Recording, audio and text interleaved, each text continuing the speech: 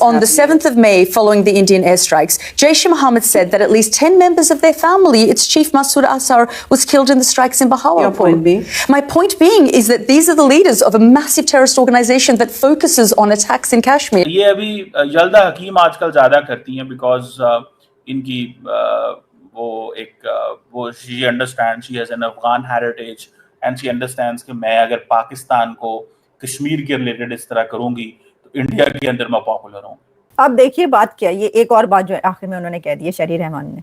उन्होंने कहा जी most of the analyst जो हैं इंटरनेशनल एनालिस्ट वो इंडिया के साथ है। फिर ये पता चला कि उनका ताल्लुक जो है वो अफगानिस्तान से है। तो मुझे लगता है कि वो सारे बदले जो है ना अफगानिस्तान के वो निकाल लेती हैं पाकिस्तान से जब इंटरव्यू करती हैं, सारे चुन चुन के बदले लेती हैं। ये स्काई न्यूज की एंकर है यल्दा हकीम, जिसने शहरी रहमान लग रहा था कि थोड़ा सा छटपटा रही हैं, थोड़ा सा परेशान हो रही हैं कि क्या पूछती है। और जाहिर सी बात है जब भी किसी पाकिस्तानी से आतंकवाद के बारे में पूछोगे तो वो गिगियाने लगते हैं। तुम सिंपली कह रही हो कि जी वहां पे बहावलपुर में जो है मसूद अजहर की फैमिली के 10 बंदे मारे गए। भाई मसूद अजहर की फैमिली के 10 बंदे मारे गए, बट दैट उसकी फैमिली, क्या मसूद अजहर की फैमिली को ये हक है वो मर जाए? शहरी रहमान भी पहुंच गई यल्दा हकीम से जो है वो बातचीत करने के लिए। उन्हें ये सोचना चाहिए था कि देखें पहले ख्वाजा आसिफ के साथ क्या हुआ है, अब जो है वो मैं भी जा रही हूँ तो मेरे साथ क्या होगा। तो यल्दा हकीम ने उनसे भी चुन चुन के जो है ना वो सवाल किए और बदले लिए। दोस्तों नमस्कार। स्काई न्यूज़ की एंकर याल्दा हकीम, जिनका ओरिजिन अफगानिस्तान से है, वो आजकल पाकिस्तान में बहुत ज़्यादा वायरल हैं, क्योंकि जो भी पाकिस्तानी पॉलिटिशियन जाता है उनके शो में तो वो उनसे ऐसे सवाल पूछती हैं जिनका जवाब वो दे ही नहीं पाते, क्योंकि उनको पता है कि अगर उन्होंने सच बोला तो वो फिर पाकिस्तान की आर्मी उनको छोड़ेगी नहीं और वो कभी दोबारा पाकिस्तान जा नहीं पाएंगे। क्योंकि सबको पता है कि पाकिस्तान ने पिछले 40 सालों में कैसे कैसे कांड किए हैं। और याल्दा हकीम के पिछले इंटरव्यू में तो पाकिस्तान के डिफेंस मिनिस्टर ख्वाजा आसिफ ने सच मान भी लिया था और कहा था कि हम सपोर्ट करते हैं आतंकवाद को और पिछले 40 साल से कर रहे हैं अमेरिका के कहने पर, क्योंकि उनको पैसे मिलते हैं सब करने के लिए। तो शहरी रहमान को लगा कि मैं जाऊंगी, अच्छी इंग्लिश बोलूंगी और ख्वाजा आसिफ की बेइज्जती का बदला लूंगी याल्दा हकीम से। लेकिन हुआ क्या, खुद की ही पोल खोल कर आ गए वो। उसके पास एक भी सवाल का जवाब नहीं था, क्योंकि पाकिस्तानियों को सच बोलने की आदत ही नहीं है, वो तो हमेशा झूठ ही बोलते हैं। अभी हमसे बुरी तरह हारने के बाद भी वो अपने लोगों को ये कन्विंस करने में लगे हैं भारत नहीं हम जीते हैं। लेकिन सबको पता है कि हमने पाकिस्तान के 11 एयरबेस तबाह कर दिए और उनका एक भी वार हमें हिट नहीं कर पाया, क्योंकि हमारा डिफेंस सिस्टम बहुत ज़्यादा स्ट्रॉन्ग है। यल्दा हकीम आपको पता है स्काई न्यूज़ की बड़ी तगड़ी किस्म की जर्नलिस्ट हैं और अक्सर सुनने में ये मिलता है कि वो पाकिस्तानी जो गेस्ट हैं उनको बहुत ज़्यादा टफ टाइम देती है, so on and so fourth, बहुत सारी चीज़ें जो हैं वो चलती रहती हैं। लेकिन मेरा सवाल ये नहीं है, मेरा सवाल ये है कि क्या पाकिस्तानी जो हैं वो वाकई उसके सवालों को सही जवाब देते हैं? तो यल्दा हकीम पूछ रही हैं, जो बात कर रही हैं, तो पाकिस्तानी जो हैं वो गेस्ट कभी कभी उसमें कह जाते हैं कि ये बड़ा हैविली बायस्ड है। मेरा ख्याल है इसको इस एंगल से नहीं देखना चाहिए हैविली बायस्ड है।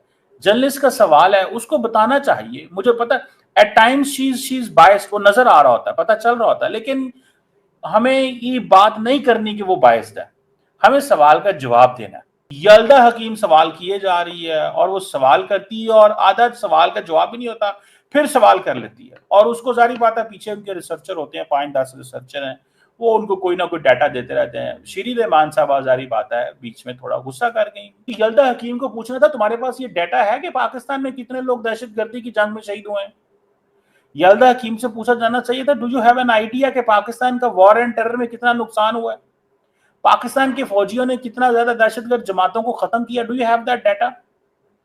पाकिस्तान के सिविलियन स्कूल इंफ्रास्ट्रक्चर कितना डैमेज हुआ है बिकॉज इन लोगों को कहा गया था ये तो मुजाहिदीन है और इनको इस तरह की ट्रेनिंग दी गई कि इन्होंने पाकिस्तान की रियासत पे हमला कर दिया। तुम सवाल क्या कर रही हो? तुम सवाल ये कर रही हो कि स्टिल पाकिस्तान कॉम्प्लिसिट है। जिस पाकिस्तान ने दहशतगर्द जमातों को खत्म किया, तुम ये हमें कह रही हो कि हम कॉम्प्लिसिट है? ये सवाल उससे पूछा जाना चाहिए था। तुम सिंपली कह रही हो कि जी वहां पे बहावलपुर में जो है वो उनके जो जहां पे हमला उन्होंने कहा जी मसूद अजहर की फैमिली के 10 बंदे मारे गए। भाई मसूद अजहर की फैमिली के 10 बंदे मारे गए, बट दैट उसकी फैमिली, क्या मसूद अजहर की फैमिली को ये हक है वो मर जाए या वो खत्म हो जाए दुनिया से क्योंकि वो मसूद अजहर की फैमिली है? भाई मसूद अजहर ने जो किया मसूद अजहर को सजा मिलेगी, जो किसी और ने किया उसको सजा कैसे मिल सकती है? How come you can punish someone who has no contact or who is a relative of Masood Azhar or who is a relative of Hafiz Saeed? आप उसको कैसे खत्म कर सकते हैं कि तुम हाफिज सईद के रिलेटिव हो, तुम्हें कत्ल कर देना जाना चाहिए? Is this a formula? क्या उसामा बिन लादेन के बेटों को कत्ल कर देना चाहिए, जिसको फ्रांस ने रिसेंटली कहा तुम चले जाओ यहां से क्योंकि तुम उसामा बिन लादेन के बेटे हो? सवाल यह है कि ये वन साइडेड ट्रैफिक है। तुम उल्टा बजाय इसके कि अप्रिशिएट करो पाकिस्तान की सोसाइटी को और पाकिस्तानी लोगों को, that they have given lives for the peace in the region and the world, you are questioning the very will of the people of the country. You are questioning, आपके पास क्या data है? क्या अच्छा, फिर सवाल है जी वो उसामा बिन लादेन वहां पकड़ा गया, क्या अलकायदा के लोग आज भी यूरोप और अमेरिका और इस्लामिक स्टेट में यूरोप और अमेरिका में नहीं पकड़े जाते? Who would have ever thought कि हो सकता है व्हाइट हाउस के करीब जो है वो कोई बंदा, कोई करीब वहां पे बंदा जिसने कोई ऐसा मिलिटेंट हो जिसने घर लिया हो, but nobody knows he is such a militant. उसके हैंडलर्स होंगे, आगे फ्रंटमैन होते हैं। एक बंदे ने घर ले लिया कहीं पर रेंट पे, उस घर में कौन रहता है? मतलब नोबडी नोज दैट। ये अभी यल्दा हकीम आजकल ज्यादा करती हैं बिकॉज इनकी वो she understand, she has an Afghan heritage and she understands कि मैं अगर पाकिस्तान को कश्मीर के रिलेटेड इस तरह करूंगी तो इंडिया के अंदर मैं पॉपुलर हूँ। देखिए, आपको पता है इससे पहले जो ख्वाजा आसिफ थे उनका इंटरव्यू लिया था यल्दा हकीम ने, और यल्दा हकीम जो है ना बड़ी वायरल हो रही हैं। हर इंटरव्यू के बाद वो वायरल होती हैं क्योंकि बहुत ही गजब का इंटरव्यू लेती हैं। अब बहुत ही ब्यूटीफुल, बहुत खूबसूरत, बहुत इंटेलिजेंट और बहुत कमाल की वो जर्नलिस्ट हैं।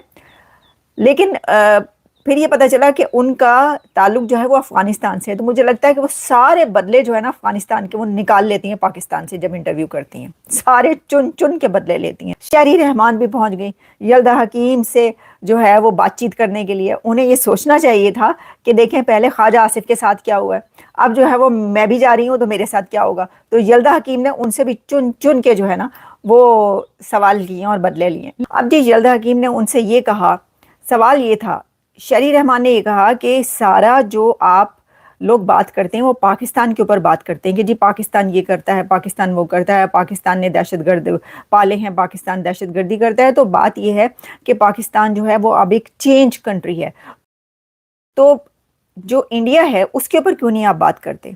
वो ये दहशतगर्दी कर रहा है, वो दहशतगर्दी करवा रहा है, वो बलूचिस्तान के अंदर जो कुछ हो रहा है वो उसका जिम्मेदार है, तो उसके ऊपर आप क्यों नहीं बात करते? तो यल्दा हकीम ने उनसे एक सवाल किया जो बड़ा अहम सवाल था। उन्होंने कहा कि मुझे ये बताइए कि अगर ऐसी बात है तो इंडिया FATF की लिस्ट में क्यों नहीं है, आप क्यों हैं? तो इसका जवाब जो उन्होंने पहले हिस्से, इस सवाल के पहले हिस्से का जवाब शहरी रहमान ने ये दिया कि ये हमारा फेलियर है।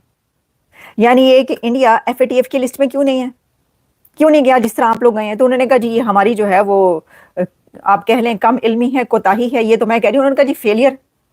अच्छा, एक तरफ जो है आप ये तस्लीम करें कि आपका फेलियर है, पाकिस्तान की फॉरेन पॉलिसी और डिप्लोमेसी का ये फेलियर है कि अगर इंडिया जो है वो दहशतगर्दी कर रहा है आपके खिलाफ तो आप उसको FATF की लिस्ट में नहीं ले जा सके। तो ये अपने तई अपने खुद ये भी एक बहुत बड़ा फेलियर है कि आप उसको मान रहे हैं। अब ये बिल्कुल वैसे ही है, एग्जैक्टली ये वैसे ही है जैसे ख्वाजा आसिफ ने तस्लीम कर लिया था।